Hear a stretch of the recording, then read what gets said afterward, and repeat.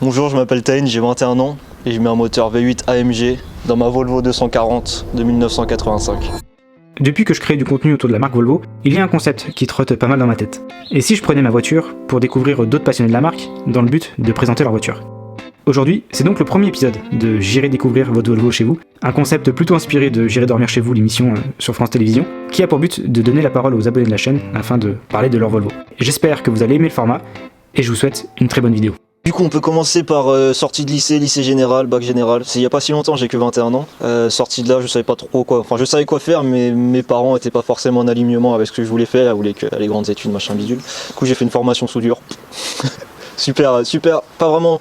On va pas dire super intéressant au niveau de la formation, mais les stages qui sont obligatoires, ça se dit, avec, ça permet de rentrer dans le monde professionnel et de se rendre compte de ce qui est possible, quoi. J'ai fait une bonne partie de mon année en formation, en stage chez une personne qui fait du custom moto, qui est maintenant mon meilleur pote.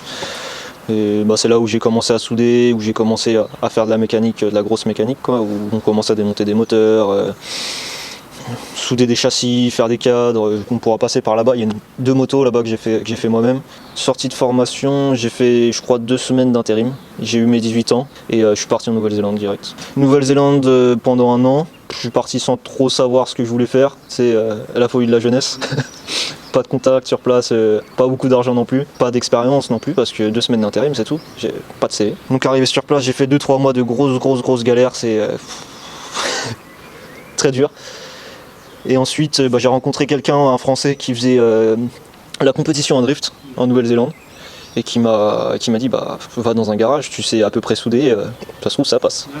J'ai essayé, c'est passé. Parce que du coup, ça t'avait pas venu à l'esprit de dire d'essayer dans un garage de base en arrivant là-bas? J'ai essayé un peu, mais bon, j'ai jamais eu de réponse. Tu sais, je faisais le tour des villes, je demandais s'il y avait pas quelqu'un qui voulait me filer un boulot, mais tu finis toujours par bosser à la pizzeria quand t'as pas vraiment, je vais pas dire t'as pas l'ambition, mais t'as pas la confiance. Et donc j'ai fini par décrocher un taf dans la préparation auto direct, et je crois que le jour d'après j'étais déjà en train de faire un collecteur d'échappement pour une Lancer Evo.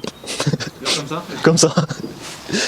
Et puis ainsi de suite, ça s'est pas arrêté, j'ai fait des Subaru, j'ai fait des Supra, il y a eu des BM. Et ça serait jamais arrivé ce truc-là en France parce que On m'aurait jamais donné la chance. la mentalité anglophone, elle donne beaucoup plus ta chance C'est par ça. rapport à ta personnalité, ton profil, un peu ta motivation. Ouais, c'est ça, j'avais un peu les crocs, je suis arrivé, je lui montrais que je savais souder, c'était pas la folie, clairement à cette époque-là, j'étais pas le meilleur. Puis le mec m'a donné le temps qu'il fallait pour me former un peu, accepter que je loupe 2-3 trucs, reprendre, même si c'était pas forcément rentable pour lui, ça lui faisait plaisir, je pense, et il voyait les choses à long terme. Donc tu sais que cette année-là, j'ai beaucoup appris, fait beaucoup de choses incroyables, de voitures folles. Et je suis rentré avec un gros package d'expérience qui est avec beaucoup de confiance, quoi. Une fois rentré, je crois que j'ai fait peut-être 1 ou 2 semaines pendant lesquelles j'ai acheté mon AX et j'ai commencé à la préparer. Et je m'ennuyais. Je voulais pas retourner travailler. C'était juste inenvisageable pour moi de retourner faire de la soudure, même si j'en ai un peu fait beaucoup, mais ma petite expérience, c'était pas mon truc, quoi. Donc j'ai ouvert mon entreprise, on va dire, et en même temps j'ai commencé à faire de la formation en soudure. Ça s'est fait un peu en simultané. Donc j'allais au centre de formation à Vierzon et avec le pas peu d'expérience que j'ai, mais bon, j'avais 1-2 ans de soudure, pas plus, j'arrivais quand même à initier des personnes, à réussir au bout d'une semaine à les faire souder correctement. Donc ça c'était le début de mon activité, je faisais la prestation soudure. Et en parallèle, j'ai rénové tout le garage. C'était un bâtiment pas délabré, mais bon, très vétuste, on va dire. Le toit était rempli de foin, pas d'isolation, rien du tout. Donc en parallèle, je faisais ça un peu les week-ends et la semaine quand j'avais pas de boulot. Et dès que c'était prêt et que j'ai eu le pont, j'ai pris la première prépa. C'était quoi la première? C'était une 206, préparation turbo, donc collecteur, piping, la totale, montage d'un calculateur programmable. J'ai fait le faisceau. Le client était assez content. Bon, c'est une première, du coup il y a forcément quelques petits ratés, des trucs que j'aurais dû garder la voiture plus longtemps, mais c'est comme ça qu'on apprend. Et après ça s'est pas arrêté, ainsi de suite, des échappements. Toujours un peu de formation à côté. Et actuellement, je suis sur des très gros projets. Ceux dont je peux parler, c'est une 205 T16, groupe B, série 200. Donc le modèle de série pour l'homologation en groupe B. Une voiture exceptionnelle. Déjà, en voir une en vrai, c'est fou, mais pouvoir travailler sur une, c'est encore mieux. Donc celle-là, préparation complète. J'ai déjà fait le collecteur d'échappement, je te mettrai des photos. Collecteur d'échappement, on va faire toute une préparation complète, moteur préparé, admission refaite, intercouleur, c'est un resto mode, si on veut résumer la chose, un resto mode. Calculateur plus récent, la totale. Je pense que du coup, il y a une transition qui peut être faite sur la voiture qui se trouve aussi derrière toi, l'autre Volvo, et c'est comme ça qu'on s'est rencontrés place de Loire, la 244. Est-ce que tu peux la sortir et nous en parler? Ouais, carrément.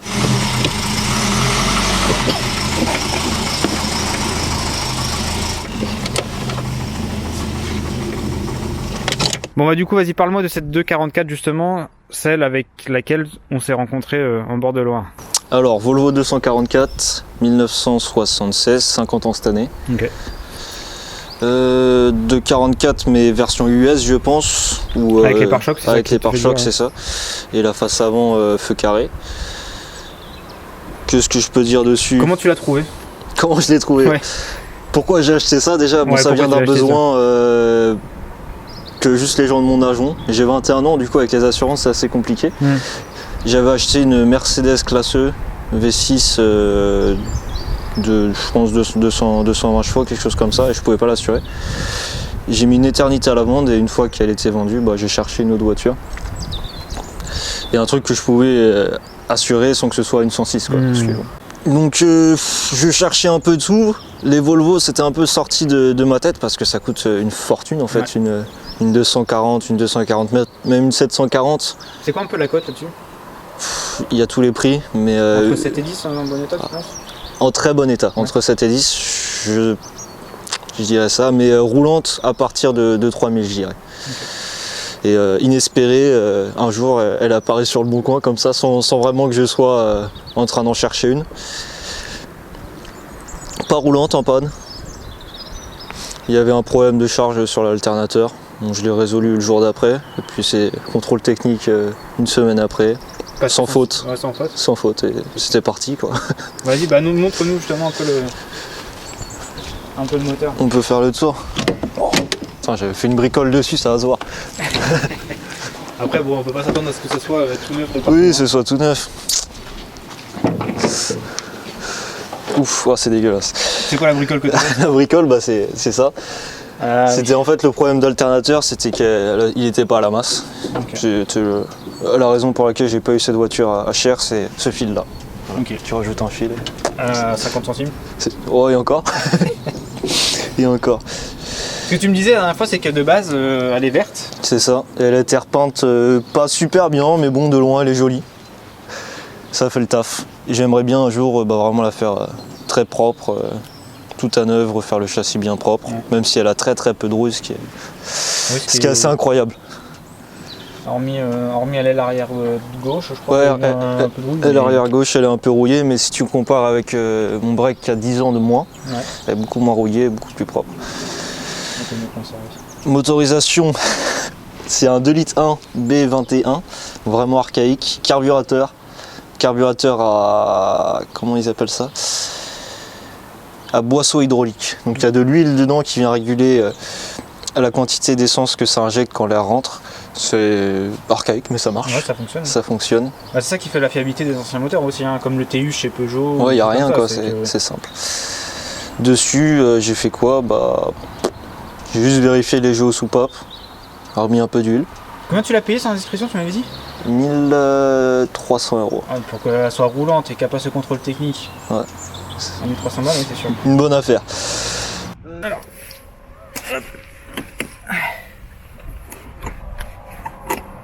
Effectivement, je comprends l'assise. Mais là, c'est quelque chose, tu penses qu'il faut être. qui était de base comme ça? Ah non. Si tu regardes les autres, ceux de la 240, ils sont clairement 10 fois. Bah, il n'y a plus de mousse. Ah, il n'y a plus de mousse, ok. Je sais pas si on va l'entendre. Mais le petit bruit d'horloge, un peu comme si c'était chez tes grands-parents, tu sais, un dimanche après-midi pour le 4h. Ah, c'est incroyable. Par contre, j'aime beaucoup le compteur. C'est la première fois que je vois un compteur de 244, et c'est très beau. Il a jamais dépassé, je pense, 120, tu peux pas aller plus vite. Pour l'instant, sauf si tu fais une modification. Mais... C'est ça. Bon, j'ai des idées, mais... Tu mets un petit un 2 litres 4D 163 ou 185 chevaux dedans, là, si ça rentre. Bah, y a des 240 qui sont sortis en turbo. C'est à voir, c'est pas encore... Pour l'instant, j'ai pas envie, on verra. Non, mais t'as raison. Il y a des voitures qui méritent aussi d'être gardées dans leur jus, et puis... C'est ça.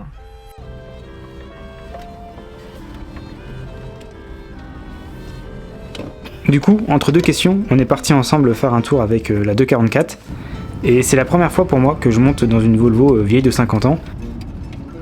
Et honnêtement, ce petit road trip m'a donné envie de me trouver une 940 ou une 960 à retaper. Une idée à garder dans le coin de la tête pour une prochaine fois. Et c'est une boîte 3.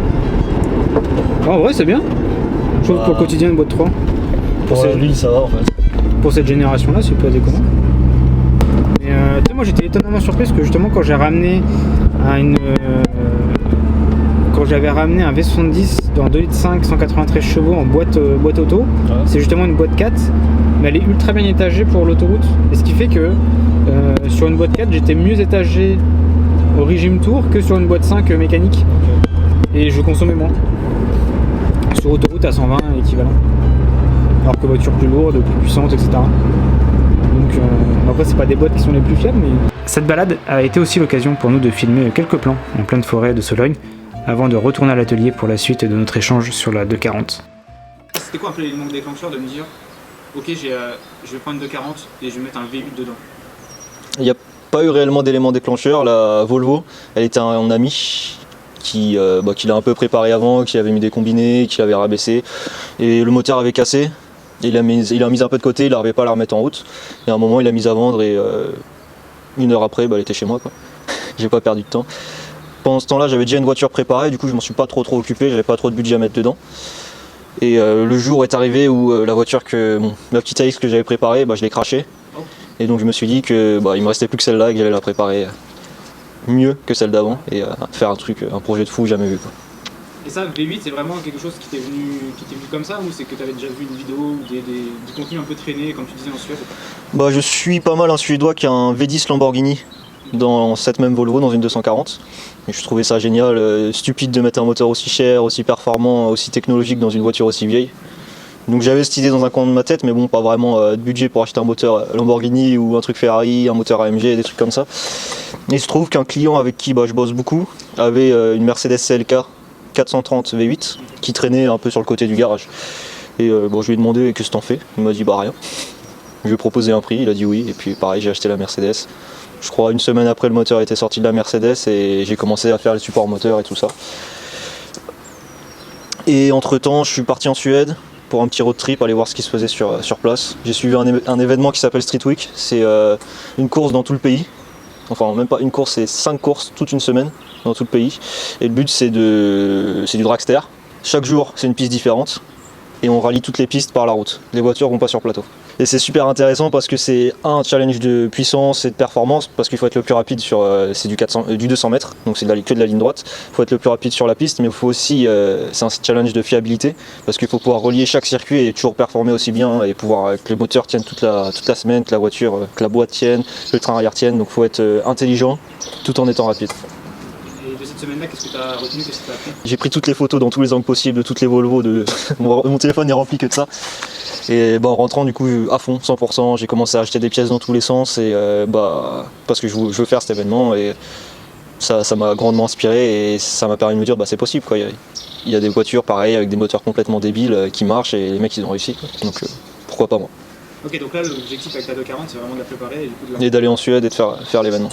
Alors V8 AMG, là dans l'état qu'il est, le moteur est refait à neuf. C'est un 5 litres 5 compresseur. Ce que je disais tout à l'heure, c'est que la Volvo c'était une plateforme de fou, parce qu'il y a une place monumentale dans le moteur et ça me permet, moi en fait mon métier c'est préparateur automobile, mais ma spécialité c'est vraiment tous les travaux du métal, la soudure et tout ce qui va avec. Et là dans ce projet je voulais vraiment montrer ce que je sais faire en termes de soudure et de travail sur l'inox. Donc j'ai fait ce collecteur 1841, donc c'est un ajustement spécifique des conduits et de l'ordre d'allumage par rapport au moteur pour avoir un son qui se rapproche d'une Formule 1 ou d'une Ferrari, quoi. On verra si ça marche, c'est très expérimental, mais c'est le but de tout ça.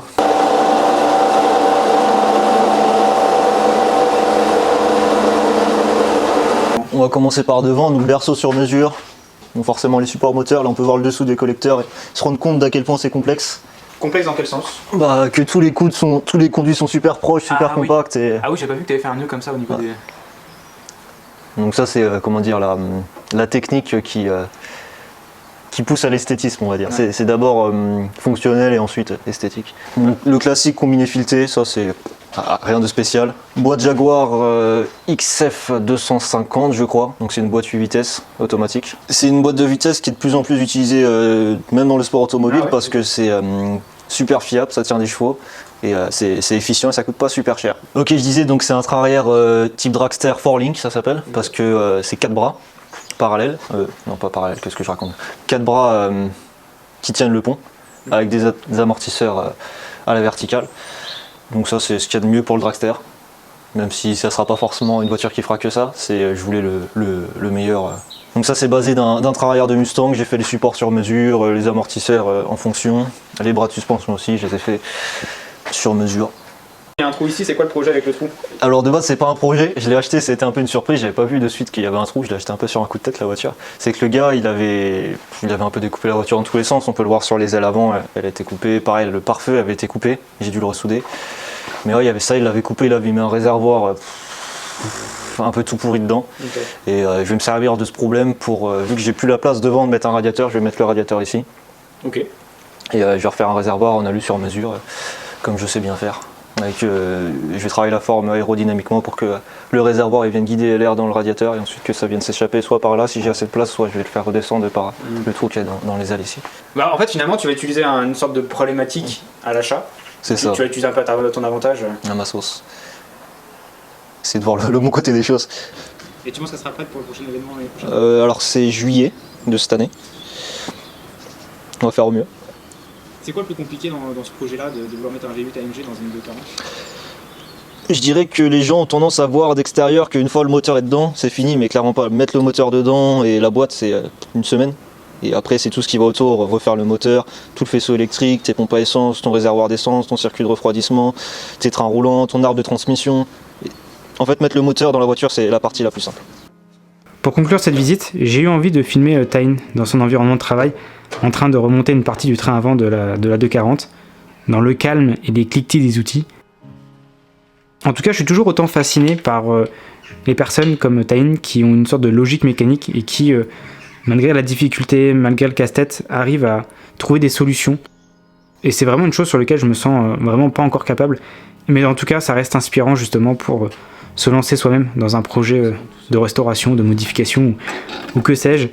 En tout cas, je suis très chaud de revenir pour un épisode 2 et de vous montrer éventuellement les avancées de son projet, ou encore même mieux, peut-être de l'accompagner sur son projet Street Week directement en Suède.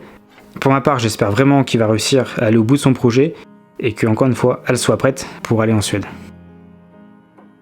Et voilà, on arrive à la fin de ce premier épisode où je vais directement chez des abonnés découvrir leur Volvo ou leur projet de construction autour d'une Volvo. En tout cas, j'espère que vous avez apprécié ce premier épisode. N'hésitez pas en commentaire à me dire ce que j'aurais peut-être pu mieux documenter ou mieux partager. Je suis ouvert vraiment à des retours pour l'épisode numéro 2, 3 et 4 sont encore mieux construits et peut-être vous offrir encore une plus belle expérience en allant découvrir les Volvo des autres. Donc en tout cas, j'espère que vous avez apprécié. Quant à nous, on se retrouve d'ici une quinzaine de jours pour une prochaine vidéo et du coup, je vous dis à très vite.